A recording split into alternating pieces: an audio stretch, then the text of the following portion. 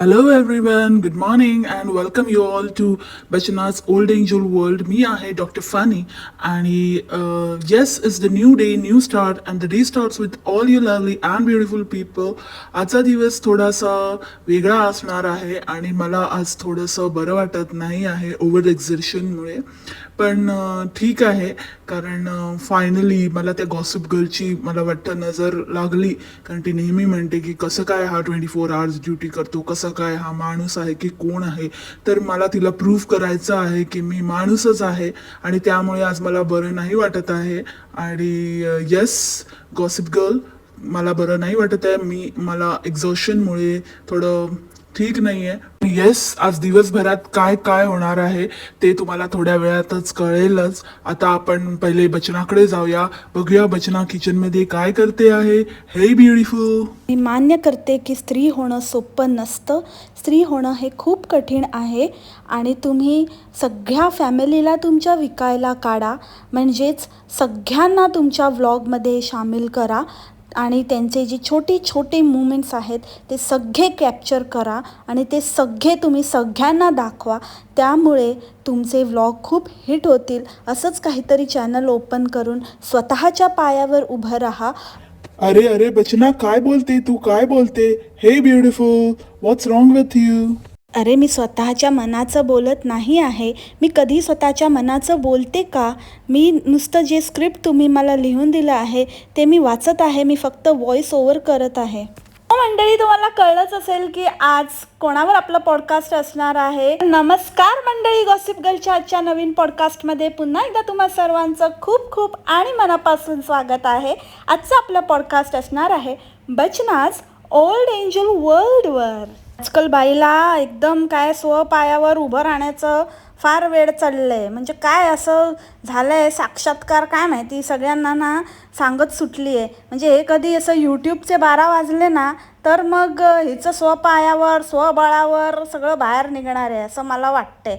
कारण हे नशिबाने काहीतरी हाती लागलेलं घबाड आहे तर ते आपलं मिरवते सारखं सारखं. आता तर काय ते हे पण काढलं, रील पण काढली, त्याच्यावर शॉर्ट्स पण बनवली की कसं प्रत्येक स्त्रीने, म्हणजे मॅसेज चांगला आहे, मी नाही असं म्हणत नाही, पण तुझं बाई काय एवढं कर्तृत्व आहे ग. म्हणजे तू काय असं हासिल केलं आहेस लोकांना उल्लू बनवून आणि घरच्यांना विकायला काढून. आता तुम्हाला वाटेल की हे असं काय बोलते ही गॉसिप गर्ल, पण प्रत्येक छोटी छोटी गोष्ट घरच्यांना दाखवणं, घरच्यांचे सगळे सोहळे दाखवणं, सगळं कॅप्चर करणं, सगळं कुठलीही गोष्ट न सोडणं, ह्याला घरच्यांना विकणं नाही तर आणि काय म्हणणार, त्यांनाच विकते, त्यांच्यावरच कमवते आणि त्यांनाच त्याच्यातनं काहीतरी छोटं मोठं चिरीमिरी गिफ्ट देते.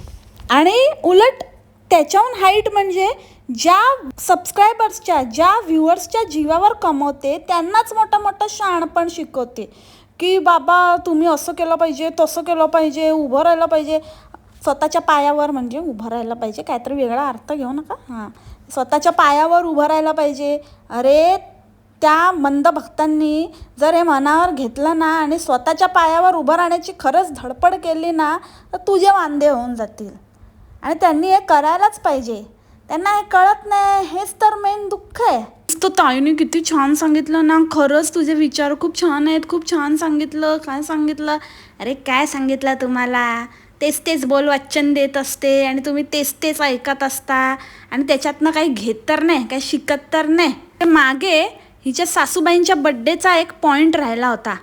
ते मावशीचा बड्डे म्हणून तिला पण बोलवून घेतलं. तुमच्याशिवाय कसं काय बुवा साजरा करणार, शक्यच नाही. बापरे, काय ओव्हर ॲक्टिंग, हचास काट.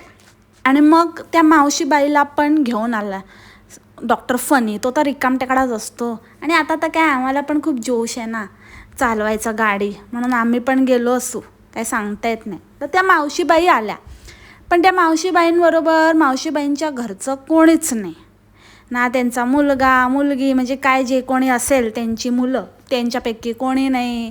त्यांचा नवरा नाही, नातवंड नाही, कोणी नाही. पण मावशीबाई आल्या. आता मावशीबाईंना पण कसली तरी लालच असेल किंवा घरचे त्यांना विचारत नसतील किंवा घरच्यांचा असा ग्रह झाला असेल, असा समजच त्यांनी करून घेतला असेल की ही बाई काय इथे टिकायची नाही. तिथून कॉल आला तर तिकडे जाईल लगेच मिरवायला. तर त्यामुळे आपण एवढे एफर्ट घेऊन काही फायदा नाही. आणि मग त्यांचा रोष म्हणून ते आल्या नसतील किंवा ह्यांच्यासारखे फार काही रिकामटेकडे नसतील. आणि जोपर्यंत ते घरचे, मावशीच्या घरचे तिचा बड्डे सेलिब्रेट करतील विकेंडला वगैरे, तोपर्यंत मावशीबाईला काय थारा नसेल. म्हणून मावशीबाई पण आली. थोडं कन्फ्युजिंग आहे मंडळी समजायला, पण मी तुम्हाला थोडं सोप्पं करून सांगते. एखादी व्यक्ती आहे, त्या व्यक्तीच्या घरच्यांना वेळ नाही म्हणा किंवा काही कामामुळे ते करू इच्छितात पण नाही होऊ शकत आहे, किंवा थोडं मागे पुढे होणार आहे, किंवा ते करूही इच्छितात, वेळात वेळ काढूनही करणार असतील, पण घरातली व्यक्ती जिचं सेलिब्रेशन होणार आहे त्याच व्यक्तीला कोणीतरी दुसऱ्याने बोलवलं आणि घरच्यांना पण फुल गॅरंटी आहे की ह्यांनी बोलवलं म्हटल्यावर ती जाणारच. तर मग आपण कशाला एवढे एफर्ट घ्या आणि कशाला उगाचच त्या व्यक्तीला आपल्यात काही इंटरेस्टच नाही तर आपण कशाला उगाचच काहीतरी सेलिब्रेशन वगैरे करा.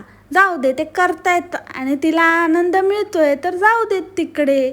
तर हे इनडायरेक्टली त्यांच्या मुलांना कमी लेखणं किंवा त्यांना त्यांच्या आईवडिलांसाठी काही करायचं असेल तर तो चान्स न देणं किंवा दुसऱ्यांचं घर फोडणं, असं नाही का होत?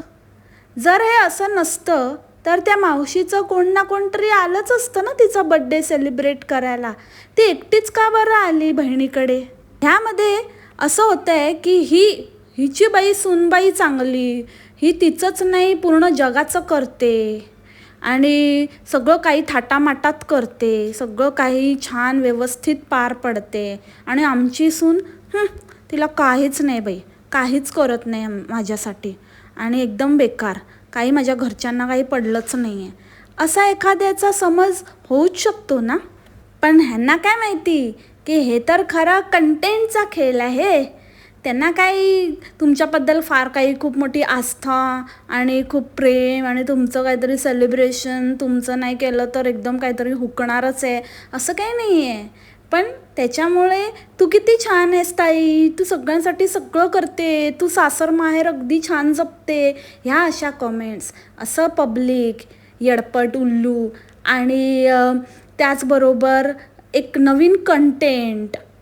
आणि असं मी फक्त माझ्याच घरच्यांसाठी नाही, बियॉन्ड, म्हणजे कॉमेंटमध्ये पण ह्या बाईने अशी उत्तरं दिली आहे की आम्ही अशा प्रकारचे आहोत की आम्ही लोकांना विचारतो, पण जर एखाद्या वेळेला समोरची व्यक्ती आमच्याबरोबर नसेल तर त्याचा अर्थ ती व्यक्ती आम्हाला नाही म्हणाली आहे, त्या व्यक्तीने आम्हाला नकार दिला आहे.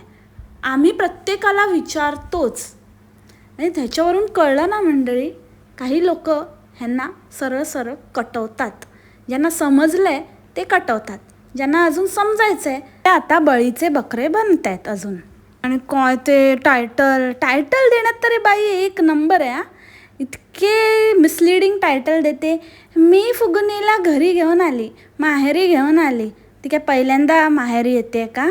आणि माहेर काय कुठे गावाला आहे तिचं, आणि ती कुठे एकदम शहराकडे राहते आणि गावी न्यायला कोणतरी यावं लागतं. पूर्वी कसा भाऊ वगैरे यायचा माहेरपणाला घ्यायला, अगदी तसं का तिचं काय ते तिच्या जावेसारखं आहे का की भावाने यायला लागतं, कुठेतरी लांब राहते तर तिकडून गाडी करून मग घेऊन जावं लागतं वगैरे. ढेंगभर तर रे, इकडून एक अशी ढेंग टाकली तर पोचेल माहेरी. त्याच्यासाठी कशाला तिला मोठं घ्यायला जायला? इंडिपेंडेंट वुमन एकटी नाही येऊ शकत का माहेरी? आणि बहिणीला शिकव इंडिपेंडेंट व्हायला. तिला सांग जरा एकटी जरा ट्रॅव्हल वगैरे करायला. तुमच्या घरात दिसू दे आधी किती इंडिपेंडन्स आहे बायकांमध्ये, आणि नंतर मग आपण बोलूया, गोष्टी करूया इंडिपेंडन्सच्या. आणि काय गं, आजकाल बबी आणि तू एका फ्रेममध्ये दिसत नाही, काय चाललंय काय?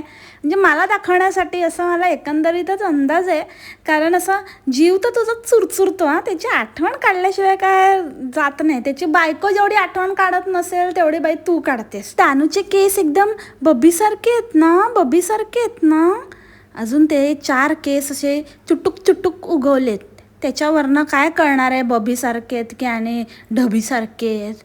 पण उगाचच म्हणजे हे लोक तसे असतात ना. ह्या लोकांना ना मुद्दामून दुसऱ्यांना असं त्रास द्यायला किंवा दुसऱ्यांमध्ये असं काहीतरी इन्सिक्युरिटी पैदा करायला खूप आवडते. हेच ही स्वतःच्या बहिणीच्या बाबतीत करत असते. मला तर असं वाटतं की त्या फुगुनीपासनं हीच इन्सिक्युअर झालेली आहे. त्याच्यामुळे ती असं मुद्दामून दाखवण्याचा प्रयत्न करते की तिचं बाई तुझ्यासारखं काहीच नाही, तिचं सगळं काही बबीसारखंच आहे. सलग 4-5 दिवस फन्नी घरीच दिसतोय. घरी म्हणजे जातो असं कामावर जातो तर ते असा जातो बॅग उचलून, असं काय असं वाटतं ना, ते लहान मुलं कसं कंटाळत शाळेत जातात, ठीक आहे जातो, ट्युशनला चल जातो असं. शाळेतनं आल्यावर ट्युशन लगेच असतं, मग मुलं कंटाळतात ना, मग मुलं कशी अशी रेंगाळत जातात तशी अगदी बॅग उचलतो आणि धक्के मारून मला वाटतं बाहेर जाण्याची ॲक्टिंगच करतो. मग कॅमेरा बंद करतो आणि लगेच परत येतो. टिंग टांग आलो आता म्हणजे 24 आवर्स ड्युटी. आता मी आलो, आता मला क्लिनिकला जायचं आहे थोड्या वेळाने. मग क्लिनिकसाठी बॅग उचलतो, परत बाहेर जातो, कॅमेरा ऑफ, टिंग टांग आलो. कसलं काय आणि कसलं काय, मला तर काय झोलझालच वाटतो. आणि ते शानूला सारखं बोलेल, अरे डॉक्टर काकांच्या गाडीत बसला, डॉक्टर काकांच्या गाडीत बसला. त्याला कोण डॉक्टर बोलत नाही ना, कोणी त्याला समजतच नाही डॉक्टर, म्हणून मग आता तो स्वतःच बोलतो की डॉक्टर काका. स्वतःलाच आठवण करून देतो की मी एक डॉक्टर आहे, मी डॉक्टर काका, फॅमिली अँड फ्रेंड्स डॉक्टर. कारण बाहेरचं कोणच येत नाही, तेच यूट्यूबवाले 4-5 लोक येतात आणि ह्याच्या घरचेच पिल्लावळ ते लोक येतात. पण मला वाटतं फक्त फुगुनी वगैरे तेच लोक येत असतील, त्यांची एक्सटेंडेड फॅमिलीमधले पण ह्याच्याकडे दाखवायला येत नव्हते. एवढंच काय की ह्याला ना कॉमेंटमध्ये पण बिचारे ना काही लोक विचारतात छोट्या छोट्या गोष्टी की ह्याचं काहीतरी सांगा, माझ्या मुलाला हा त्रास होतो आहे, तो त्रास होतो आहे. ते पण नाही, एक कमेंटला 1 नाही की 2 नाही, काही येतं की नाही, काही येत नाही म्हणून काही उत्तरच द्यायचं नाही असं वाटतं मला. बरं, फुकट कन्सल्टेशन नसेल करायचं, जर ते कारण असेल तर मग सिम्पली लिहायचं की बाबा तुम्ही या माझ्या क्लिनिकला, मी तुम्हाला बघतो आणि सांगतो. असं काही मी नाही सांगू शकत असंच है ना. आमचे तर डॉक्टर काका सांगायचे बाबा, आम्ही असं फोन बिन करून विचारलं ना की असं असं वाटतंय काहीतरी, तर प्रत्येक वेळेला असं नाही करायचे की बाबा येच क्लिनिकलाच ये म्हणून, सांगायचे कधी कधी फोनवरच कन्सल्टेशन व्हायचं. त्यांना एक कॉमेंट आलेली आणि ती कॉमेंट वाचून मला ना हसूच आवरेना.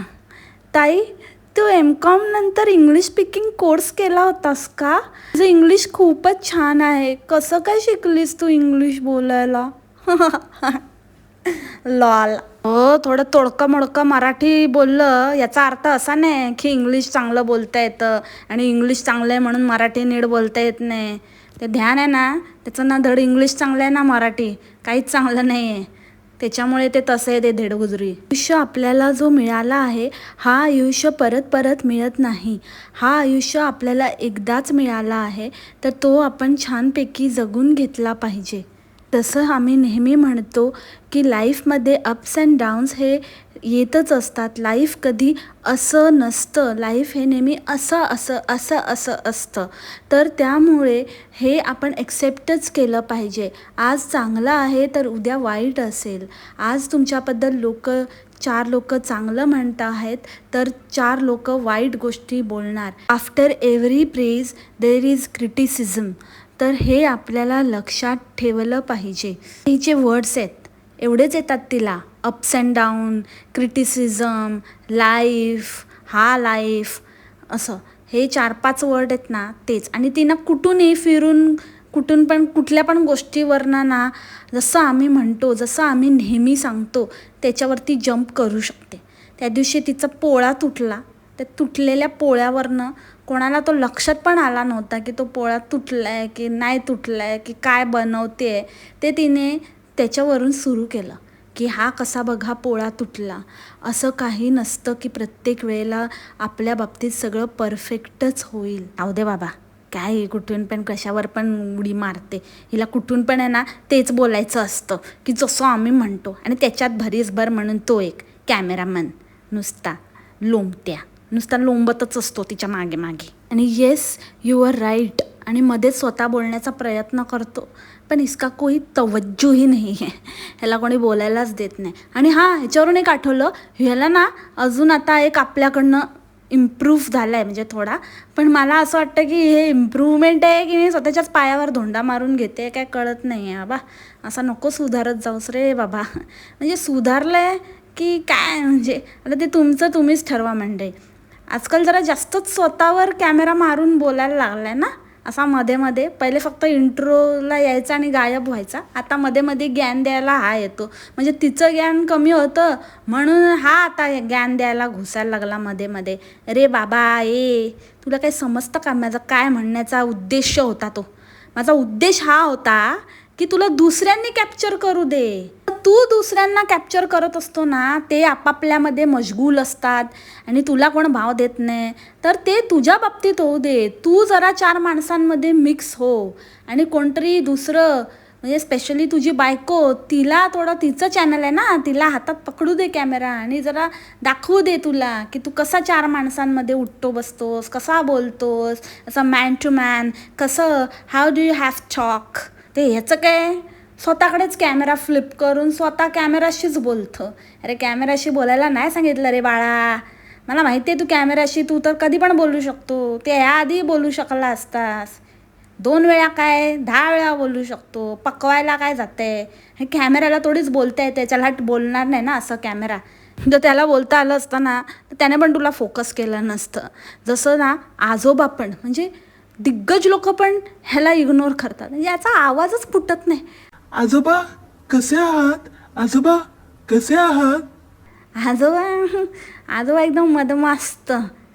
भाई अपनी आवाज बुलंद करो. काय रे बाबा, ऐकायला पण येत नाही. एक तर तुझ्या त्या बायकोच्या आवाजामध्ये, तिचा आवाज म्हणजे शोर आहे, शोर. त्या शोरमध्ये ना तुझा आवाज कुठेच ऐकायला येत नाही. तर ते कसं काय करायचं ते मला वाटतं उलटी स्विच झालेली जोडी आहे तुमची. आता म्हणून केक खूप छान होता. जवळजवळ 3 किलोचा केक होता. 1.5 किलोचे 2 केक होते. दोन्ही फस्त झाले. म्हणजे तुम्ही विचार करा किती छान असेल. आणि आता मी ना दरवर्षी तिला सांगितलं, मी तिच्याकडनंच, गेलीस खतम, टाडा बाय बाय. आता फुकटचं गिळायला फुल सेटिंग लागलेली आहे. ज्या कोणी व्यक्तीने केक पाठवला होता तिचं. एकदा नाही, आता आता पुढच्या वर्षी पण तुझ्याकडनंच, त्याच्या पुढच्या वर्षी, म्हणजे काही ओकेजन असलं, जितके पण बड्डे, आता गेलीस तू, खतम आहे तुझा. म्हणून म्हणते घोडा घास से दोस्ती करेगा तो खाएगा क्या भाई, हे पॉलिसी रखो कुछ. असं पण मला काही वाटत नाही ह्यांच्या बोलण्याने किंवा ह्यांच्या प्रमोशनमुळे काही फारसा फरक पडत असेल. फार फार तर अंधमंद भक्त जात असतील मागायला, किंवा म्हणजे लिंक मागत असतील, केक कुठून मागवला त्याची लिंक दे वगैरे, आणि मग मागवत असतील. पण ते किती असतील, असून 2-4. बाकीचे तर लोक स्वतःच शोधत असतील, गुगलचा वापर त्यांना येत असेल, तर ते काय स्वतःच करत असतील. तर पण ह्यांच्या घशात तर फुकट जातं ना. आणि मग एकदा नाही, ह्यांचं एकदा करून पोट नाही भरत, परत परत मग तुमच्याकडनंच. आजोबांना दिलेले गिफ्ट पण प्रमोशनचंच मिळालेलं होतं. सगळ्यांकडून मिळून एक चिपकावून दिलं. फॅमिलीवाले पण हुशार आहेत. एवढं आम्ही तिचं कंटेंट बनतो तर मग ठीकच आहे ना. म्हणजे आमच्यावरती जर एवढं ती छापणार आहे, त्याचा अंदाज त्यांना आत्तापर्यंत आलेला आहे. त्याच्यामुळे आता ते म्हणाले असतील की ठीक आहे, एक गिफ्ट ती स्पॉन्सर करूच शकते. म्हणजे ती तरी कुठे स्पॉन्सर करते, तिलाच स्पॉन्सरशिपचं आलेलं टेकवते सगळ्यांच्या बिहाफवर. आणि काय तो गेम, कानगोष्टी खेळायचो ना आपण लहानपणी, की एक काहीतरी वाक्य, सेंटेन्स बोलायचं कानामध्ये, आणि मग ते दुसऱ्याच्या कानात बोलणं, मग तिसऱ्याच्या, आणि मग शेवटपर्यंत ते वाक्य जसंच्या तसं पोचतं की त्याच्यामध्ये काय चेंजेस होतात ते बघायचं. तर ह्यांचं आता त्याच्यामध्ये थोडं मॉडिफिकेशन झालेलं आहे. आणि ते आता सासूबाईंच्या वेळेला झालं, तोच गेम इकडे चिपकवला. म्हणजे कंटेंटमध्ये पण काही चेंज नाही, तेच, फक्त माणसं बदलली. तिकडे तिची सासरची माणसं होती आणि इथे माहेरची साडी होती, बस तेवढाच काय तो फरक. आणि काय तेच कंटेंट असतं. काहीतरी गेम खेळायचा, एक गेम खेळत पूर्ण व्हिडिओ तो गेम खेळत दाखवायचा. तेच आपल्या मावशीने पण ढापले, बघितलं का तुम्ही? मावशीचा बड्डे सेलिब्रेशन व्लॉग, त्याच्यामध्ये पण सेम केक कटिंग करताना दाखवलं आहे, आणि त्याच्यानंतर एक काहीतरी असंच अंताक्षरी टाईप, मूवीच्या नेमची अंताक्षरी, बस 10 मिनटं अंताक्षरीच चालू आहे. तसंच म्हणजे ह्या आता एक नवीन ढापाढापीचा कार्यक्रम चालू झालेला आहे ह्यांच्यामध्ये पण. आणि ते सुद्धा लोकांना कसं उल्लू बनवायचं, तेच कंटेंट फिरवून फिरवून आणि बोर करायचं. असं हसायचं वेड्यासारखं, नुसतं कशावर पण हसायला येतं. आणि ते अत्यंत चीप होतं. काय ते वेड्यासारखं स्टेप काहीतरी करून दाखवायची, त्याला काही अर्थच नाही, काही म्हणजे नॉनसेन्स नाचायचं. आणि म्हणजे समोरची एक व्यक्ती पण, सेकंड व्यक्ती, म्हणजे ज्या व्यक्तीला हिने पास केली ती स्टेप, ती व्यक्ती पण ती स्टेप नाही करू शकली. इतकी ती काहीतरी थ्रिलर स्टेप होती, बकवास. काही म्हणजे डेकोरमच नाही मेंटेन करायचा. आता ते आजोबांचा बड्डे आहे, त्यांच्या वयानुसार तसं काहीतरी छान असं ठेवायचं ना. हे काय फालतूपणा, थिल्लरपणा. असं तर आजकाल कोणाच्या फर्स्ट बड्डेला पण असलं गेम खेळत नाही. तरी असं भजनवाले किंवा असं कीर्तनवाले असं का नाही ठेवत तुम्ही? का नाही बोलवत असं? तुम्ही तर मोठे देवाचं करणार आहे ना. दिवस रात्र देवाचं करता, तिकडे उभं राहता, दाखवता की कसं आम्ही प्रार्थना करतो, कसे आम्ही आमच्या मुलांवर पण संस्कार करतोय. तुमच्या ताईमाई, अक्का, आई माई, सासूबाई सगळे पण एकदम संस्कारी आहेत ना. मग बड्डेला असे थिल्लरपणा का करतात मग? तेव्हा का नाही त्यांना देवाचं काही करावं असं वाटत? असो, जैसे जिसकी सोच. सगळं आहे ते दिखावा आहे, कंटेंटसाठी आहे, तर आपल्याला माहितीच आहे. आणि बाकी काय, इकडे तिकडे फिरायला जायचं, गाडी काढायची, कधी लोणावळ्याला जायचं, कधी तो अटल सेतू तर बांधलेलाच आहे, आता मला पुन्हा पुन्हा बोलूनच कंटाळा आला आहे, त्याच्यामुळे ते बोलतच नाही. बाकी तर तेच आहे कंटेंट. मरीनला जायचं, लोणावळ्याला जायचं, लोणावळ्याला जायचं, मरीनला जायचं, बस आहे. वेल्ला नवरा, फुकट चंबू. ती साडी ती त्या दिवशी देऊ शकत होती, जेव्हा गेले होते ना लोणावळ्याला छुट्टीताई आणि वहिनींना घेऊन. तर त्यावेळेला त्या दोघींना पण साडी देऊ शकत होती, पण नाही दिली. कारण ते परत वेगळ्या कंटेंटसाठी, मग वेगळं परत घरी जायचं त्यांच्या, मग त्यांच्या घरची थोडेफार 2-4 दृश्य घ्यायची, अजून वहिनींना द्यायची बाकी आहे. आणले की नाही वहिनींसाठी? का हे तर कारण नाही की त्या दिवशी छुट्टीताईला तिथे नाही दिली, की वहिनींना आणलीच नाही म्हणून. नाही, असं नाही होणार. कारण वहिनी तर व्लॉग तर बघतातच ना. भले नंतर घरात नेऊन दिली छुट्टीताईला, तरी वहिनी तर ते बघणारच. हेच कारण असेल की तिकडे जाऊन पर्सनली द्यायची नंतर, म्हणजे ते एक ॲडिशनल कंटेंट मिळतं ना. आता उद्याच्या व्लॉगमध्ये असेल बहुतेक, वहिनींना नेऊन दिली साडी, वहिनी झाल्या खुश. असो तर मग मंडळी, याच नोटवर इथेच आजचं पॉडकास्ट संपवते. भेटूया आपल्या उद्याच्या पॉडकास्टमध्ये नवीन विषयासोबत. तोपर्यंत खा प्या मस्त राहा आणि स्वस्थ राहा. Take care, bye, मासलामा.